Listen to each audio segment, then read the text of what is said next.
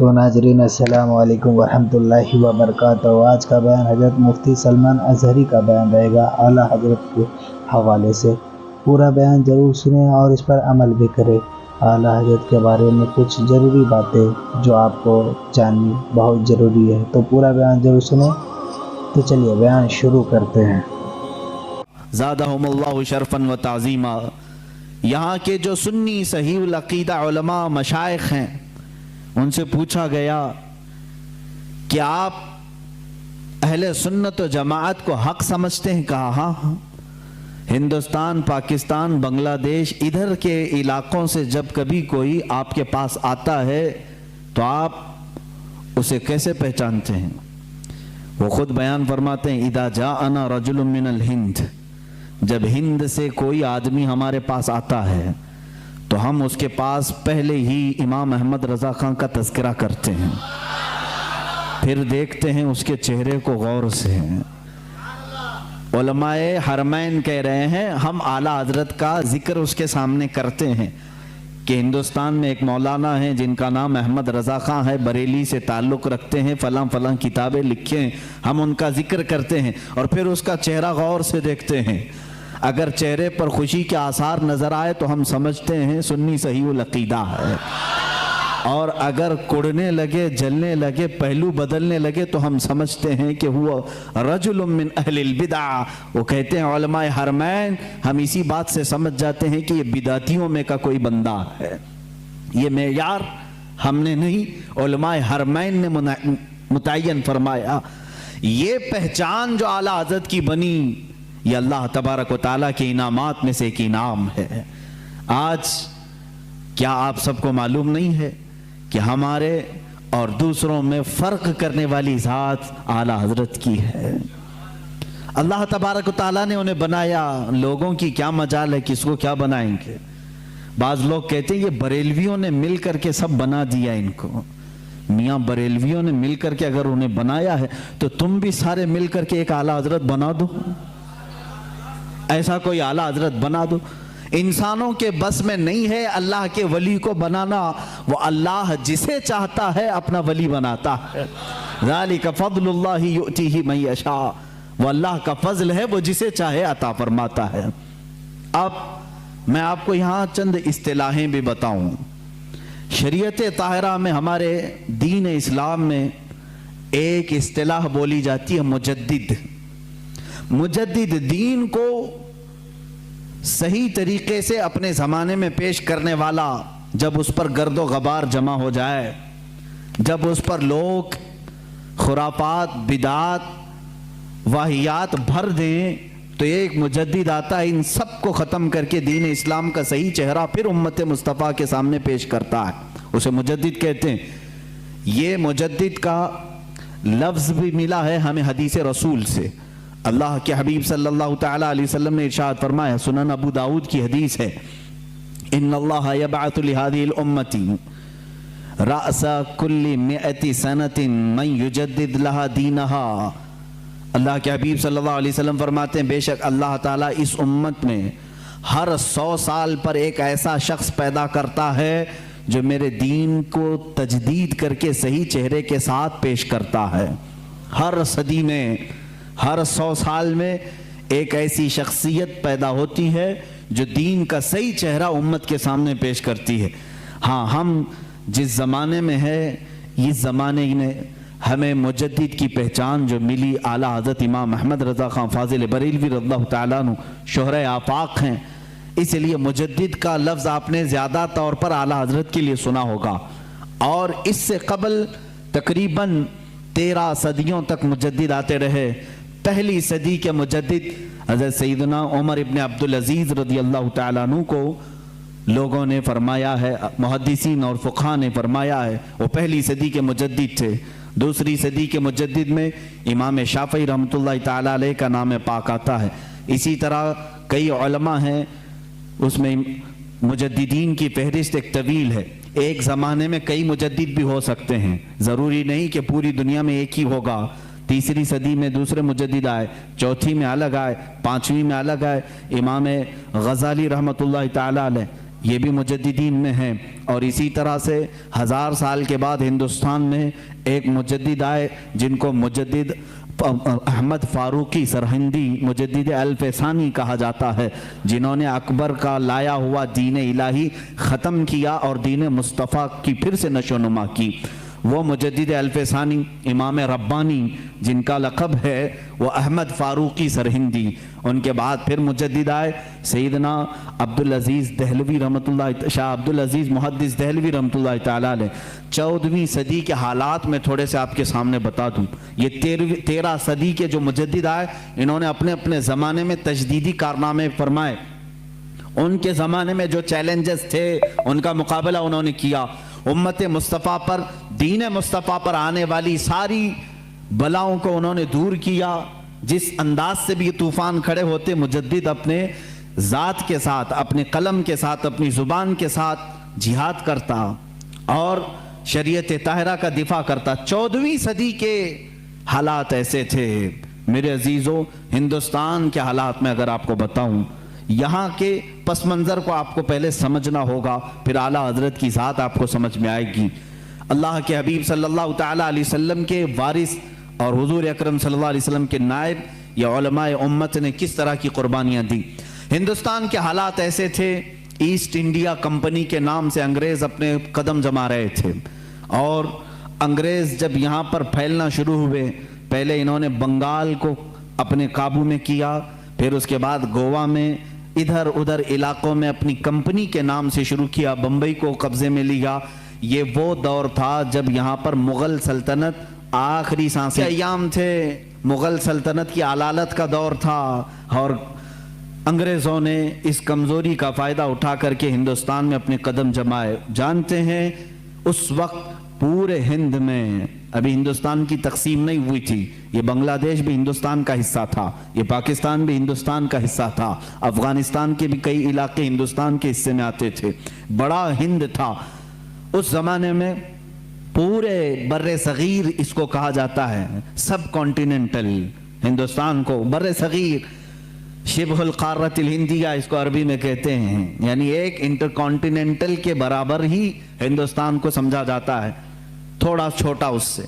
اتنے پورے علاقے میں پورے مسلمانوں کا عقیدہ ایک ہی تھا، وہ اہل سنت و جماعت، یا اگر کچھ تھے تو رافضی اور شیعہ تھے تھوڑے سے، لیکن پورے بر صغیر میں مسلمان صرف اہل سنت و جماعت تھے۔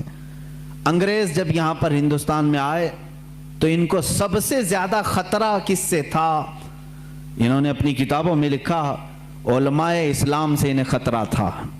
علماء اسلام ان کے خلاف کھڑے ہو سکتے تھے، اور ظاہر سی بات ہے اس وقت ابھی ترکی کی خلافت عثمانیہ بھی موجود تھی اور ہندوستان میں مغل سلطنت تھی۔ مسلمانوں کا دبدبہ ایسا تھا کہ ایک بار اگر بادشاہ اسلام جہاد کا اعلان کر دے تو سارے کفن بردوش سڑکوں پر آ جاتے، ایک اعلان ہو جائے، نوجوان تو نوجوان، بوڑھے بھی راستوں پر آ جاتے اپنی جان اللہ کی بارگاہ میں پیش کرنے کے۔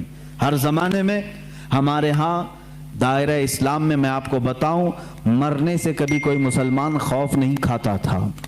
اسی لیے 1947 کی جو آزادی کی جنگ ہے، اس میں آپ دیکھیں گے تاریخ اگرچہ آپ کو بتائی نہیں جاتی، 1 لاکھ سے زیادہ مسلمانوں کی بھی موت اس میں ہوئی، شہادت ہوئی ہے، اور تقریباً 1857 سے اگر میں گناؤں 30,000 صرف علماء اہل سنت ایسے ہیں جن کو درختوں پر پھانسی پر لٹکایا تھا انگریزوں نے۔ یہ ہماری قربانیاں ہیں، اور انگریز یہ اچھی طرح سے جانتا ہے، جس کو اقبال نے کہا یہ فاقہ کش موت سے ڈرتا نہیں ذرا، روح محمدی اس کے بدن سے نکال دو، عرب کو دے کر کے عجم کے تخیلات، اسلام کو حجاز و یمن سے نکال دو۔ انگریز یہی سوچتا ہے کہ یہ فاقہ کش موت سے ڈرتا نہیں، اس کے جسم سے روح محمدی نکال دو، عشق مصطفیٰ نکال دو۔ اس زمانے میں انگریزوں نے جب یہ دیکھا کہ یہاں ان کی یونٹی اور ان کے اتحاد سے ہمارے لیے خطرہ ہے، تو ظاہر سی بات ہے ہر زمانے میں منافقین کو خریدنے کی کوشش کی جاتی رہی ہے، ہر زمانے میں۔ وہ زمانہ بھی ایسا رہا کہ انگریزوں نے اپنے خلاف بولنے والوں کو کالا پانی کی سزا دی، انڈمان نکوبار بھیجا، پھانسی کی سزائیں دی، لیکن وہی انگریز چند علماء کو خریدتا رہا، چند مولویوں کو خریدا اور ان کے درمیان، مسلمانوں کے درمیان اختلافات ڈالنے کی کوششیں کی، کیونکہ مشہور ہے، یہ میری اکیلے کی بات نہیں، سارے لوگ جانتے ہیں ڈیوائیڈ اینڈ رول کی پالیسی کس کی رہی ہے؟ انگریزوں کی رہی ہے، سب جانتے ہیں، انگریزوں کی رہی ہے، سب جانتے ہیں۔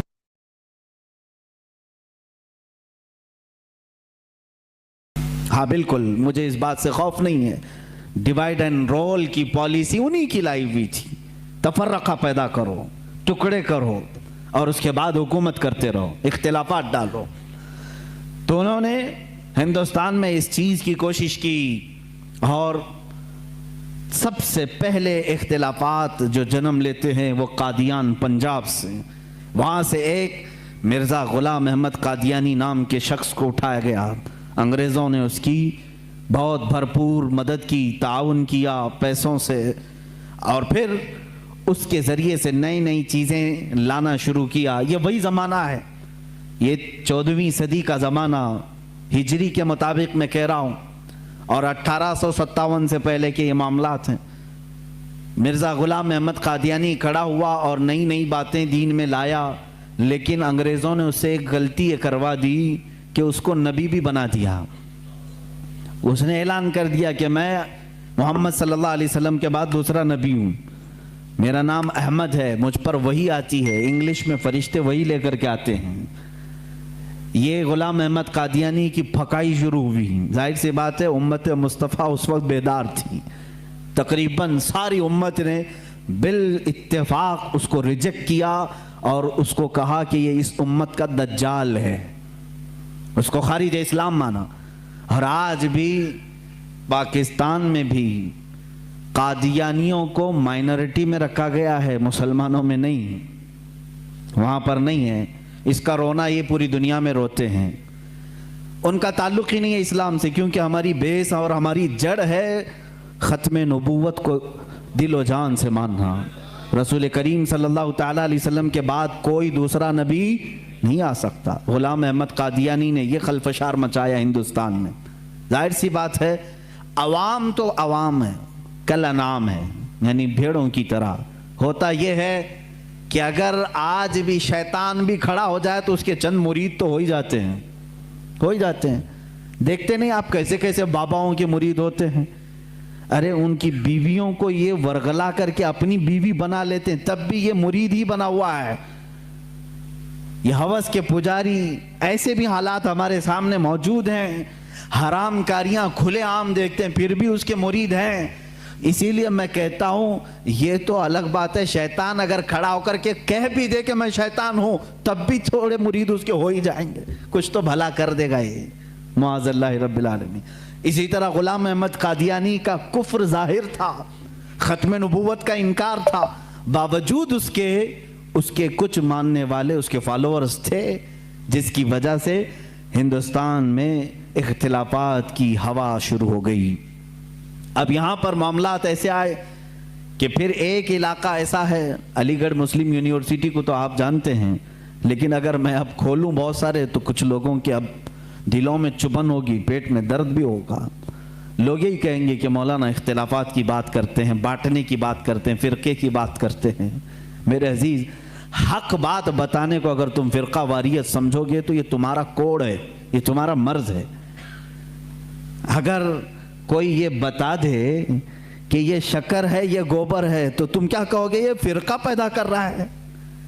فرقہ نہیں میرے عزیز، تجھے بتا رہا ہوں حلال کیا ہے حرام کیا ہے، میٹھا کھا لے اور غلاظت چھوڑ دے، اسی لیے تو علماء بتاتے ہیں۔ کیا ہمارا ذاتی کوئی جھگڑا ہے کسی سے؟ کوئی ہماری پراپرٹی پر آ کر بیٹھا ہوا ہے؟ کوئی میرے کپڑے چھینا ہوا ہے؟ کچھ نہیں ہے میرے عزیزو۔ جو باتیں میں عرض کر رہا ہوں اس کو توجہ سے سنیں، اور مجھے کسی کو گالیاں دینے میں کوئی شغف نہیں ہے اور نہ میری زبان ایسی ہے، لیکن جو حقوق اسلام ہے اور دین کے جو حقوق ہیں وہ میں بتا کر رہوں گا۔ ایک طرف غلام احمد قادیانی کی خرافات، دوسری طرف سر سید احمد خان، اس نے ایک نئے فرقے کی بنیاد رکھی، نیچریت۔ یہ کیا تھا یہ بھی انگریزوں کے پاس سے پڑھ کر کے آیا، جو بانی ہے مسلم یونیورسٹی کا۔ ظاہر سی بات ہے وہاں کے ٹیچرز، وہاں کے اساتذہ کو کچھ باتیں بری لگتی ہیں، کچھ باتیں بری لگیں گی، لیکن یہ حقیقت ہے اور تاریخ سے تم منہ موڑ نہیں سکتے۔ سر سید احمد خان واپس آ کر کے قرآن عظیم کی بہت ساری باتوں کا انکار شروع کر چکا تھا۔ اس نے یہ کہنا شروع کیا کہ معجزات کوئی چیز ہی نہیں ہے، قرآن میں کسی معجزے کا ذکر ہی نہیں ہے، ہر چیز کی بدل کر کے تعویل کر دی، کہا فرشتے ہوتے ہی نہیں ہیں، انسان کے اندر جو نیکی کرنے کی طاقت ہے اسی کا نام فرشتہ ہے، شیطان کا کوئی وجود ہی نہیں ہے، وہ کہتا ہے کہ برائی کرنے کی جو صفت ہے انسان کے اندر اسی کا نام شیطان ہے۔ قرآن پاک کی پوری تفسیر بدل ڈالی، جنات کا انکار، جنت و دوزخ، ارے میاں کس نے دیکھا؟ یہ نیچریت تھی۔ نیچریت کا مطلب ہے نیچر کو ماننے والے ہیں، جو دکھ رہا ہے بس اسی کو ماننا ہے، جو نہیں ہے اس کو نہیں ماننا ہے۔ اور اس کے علاوہ حضور اکرم صلی اللہ تعالیٰ علیہ وسلم کے متعلق بھی بہت ساری نئی باتیں اس نے رکھی، قیامت کے دن شفاعت کے متعلق اور دیدار الہی کے متعلق سر سید احمد خان نے لکھا ہے کہ اللہ کا دیدار ہو ہی نہیں سکتا، نہ زندگی میں، نہ موت کے بعد، نہ جنت، نہ دوزخ، ایسی کوئی چیز ہی نہیں۔ میاں ہندو تو عقیدہ رکھتے ہیں نرگ اور سورگ کا، وہ تو بیچارہ ان سے بھی نیچے آ گیا۔ یہ تمام چیزیں نیچریت اس زمانے میں پھیلی۔ اب کچھ مسلمان ادھر بھی فالوورز، سر سید احمد خان کوئی نیا پیدا نہیں ہوا تھا، یہ بھی انگریزوں سے پڑھ کر کے متاثر ہو کر کے آیا، انگلینڈ سے یا یورپی کنٹریز سے، اور مسلمان اس کو جو ظاہر سی بات ہے تھوڑا روشن خیال سمجھتے ہیں، ارے یہ بہت ہی ماڈرن ہے، نیا علم لے کر کیا ہیں، اس کے پیچھے چلنے لگے۔ اس نے علم کے نام پر بہت سارے مسلمانوں کا عقیدہ خراب کیا۔ ایک طرف یہ معاملات، قادیانی فتنہ اپنی جگہ پر، نیچری فتنہ اپنی جگہ پر، اور پھر دیوبندی فتنہ ایک اور۔ یہاں پر میں آج انصاف کے ساتھ عرض کرنا چاہوں گا، آج جو دیوبند ہے یا جو دیوبندی ہیں، اگر ان کو میری بات بری لگتی ہے تو ٹھنڈے دل سے میرے عزیز اپنے دل پر ہاتھ رکھ کر کے سوچو، آؤ میں تمہیں دعوت دیتا ہوں، آؤ ہم ان تمام چیزوں پر جمع ہو جاتے ہیں جو صحابہ اور تابعین سے تھی۔ کوئی نئی بات تم اپنی کتاب میں نہیں لاؤ گے، کوئی نئی بات میں اپنی کتاب میں نہیں رکھتا۔ آؤ اتحاد کرو، میں اس اتحاد کا اعلان کرتا ہوں، لیکن جو نئی باتیں آئیں اس کا تم انکار کرو گے، علل اعلان کرو گے، اور یہ بھی کہو گے کہ ہم ان سے دور ہیں۔ ہوا یہ کہ اعلیٰ حضرت رضی اللہ تعالیٰ عنہ کے زمانے سے تھوڑے سے پہلے کی حالات میں بتا رہا ہوں آپ کو۔ دارالعلوم دیوبند کے بعد 4 علماء میں صاف صاف آج عرض کرتا ہوں جن کی کتابوں سے پوری امت میں تنازع پھیل گیا، اختلاف پھیلا۔ لوگ ہم کو اختلاف کا فتویٰ دیتے ہیں، اگر نہ یہ کتابیں آتی نہ یہ کوئی فتوے آتے۔ کتابیں لکھی گئی، کتابوں میں اچھی باتیں تھی، حضور صلی اللہ علیہ وسلم کی سیرت پر بھی کچھ کتابیں لکھی گئی، اللہ کی شان میں لکھی گئی، بہت ساری باتیں اچھی تھیں، لیکن بیچ میں چل کر کچھ عبارتیں ایسی کہ لڑکھڑا گئی، اور وہ اتنی لڑکھڑا گئی کہ عام مسلمان بھی اسے بولنا پسند نہیں کرے گا۔ براہین قاطعہ کتاب کا نام بول رہا ہوں، تقویت الایمان کتاب کا نام ہے، تحذیر الناس کتاب کا نام ہے، حفظ الایمان کتاب کا نام ہے۔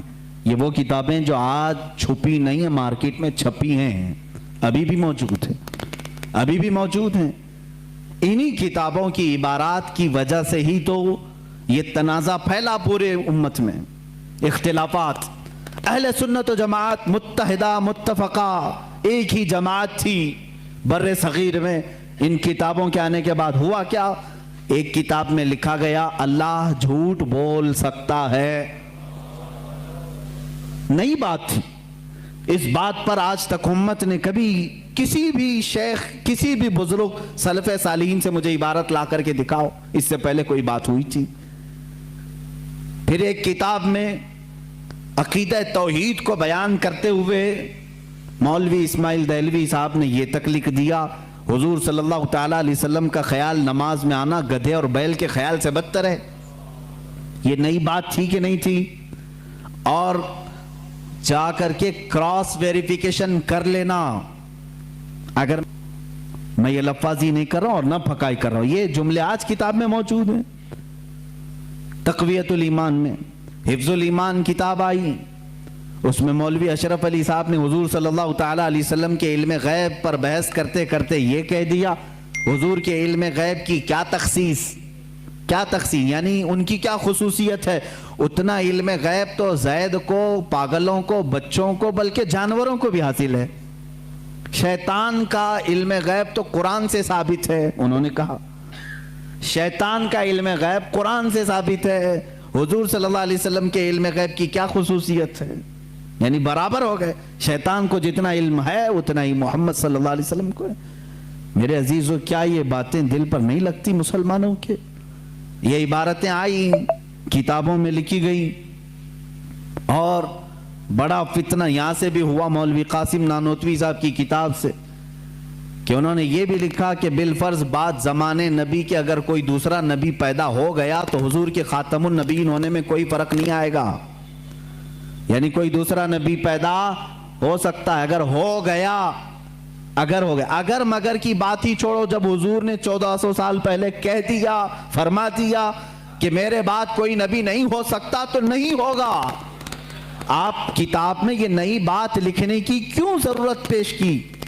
آپ کو کیوں ضرورت پیش آئی کہ اگر اب کے زمانے میں بھی کوئی نبی آئے گا تو حضور کے خاتم النبیین ہونے میں کوئی فرق نہیں آئے گا؟ تو آپ کی اس بات سے پتہ نہیں کتنے محلوں میں کہاں کوئی نبی ہونے کا اعلان کر دے گا۔ عزیزان گرامی وقار، یہ کتابیں پورا کا پورا ہندوستان ایک کھلبلی مچا چکی تھی، کوہرام بپا تھا، تنازعات میں گر گئے۔ قادیانی اپنے نبی ہونے کا اعلان کر رہا ہے، ادھر ایک نیچری فرقہ ہے علی گڑھ سے جو قرآن کے معجزات کا انکار، حسیات کو صرف ماننے والا، نیچر کو صرف ماننے والا اور مغیبات کو نہیں تسلیم کرنے والا، اور ایک طرف عظمت رسالت صلی اللہ تعالیٰ علیہ وسلم پر، رسول کریم صلی اللہ تعالیٰ علیہ وسلم کے متعلق یہ سارے جملے آ رہے ہیں۔ چلو 100 سال کا عرصہ گزر گیا، آج بھی میں دعوت دیتا ہوں، آج تو سوشل میڈیا کا زمانہ ہے، میری یہ دعوت قبول کریں علماء دیوبند یا جو بھی، میں آپ سے اتحاد کر لوں گا، سینے سے سینہ لگا لوں، لیکن صرف یہ باتوں سے تم انکار کر دو اور کہو کہ وہی عشق رسالت ہمارے اندر ہے جو سیدنا ابو بکر صدیق میں تھا، سیدنا عمر فاروق میں تھا، عثمان ابن عفان میں تھا، حیدر کرار میں تھا، رضوان اللہ تعالیٰ علیہ مجمعین۔ جو مشائخ اہل سنت نے ہمیں محبت رسول اور تعظیم رسول سکھایا ہے اسی پر ہمارا اتفاق ہے۔ آؤ، میں سینے سے سینہ لگانے کو تیار ہوں۔ ہم کون سا اختلاف چاہتے ہیں آپ سے؟ ہم کون سا اختلاف چاہتے ہیں؟ ہمارا یہ ایک بات یاد رکھ لیں، اگر میں آج نام لے کر کے کسی کو کہہ رہا ہوں تو صرف اس لیے کہ ہمارا دین ہی یہ کہتا ہے جو ان سے نا آشنا ہو اس سے ہمارا کوئی تعلق بھی نہیں۔ ہمارے رشتے ناتے اگر ہیں تو صرف عظمت رسالت سے جڑے ہوئے ہیں۔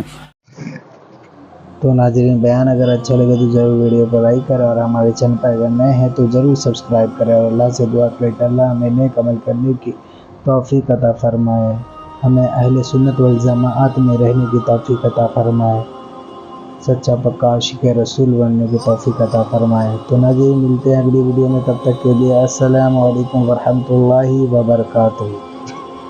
سبسکرائب کیجئے ہمارے چینل ذکر رسول کو اور بیل آئیکن کو پریس کیجئے جس سے آپ کو ہمارے نیو ویڈیو کی نوٹیفیکیشن ملتی رہے۔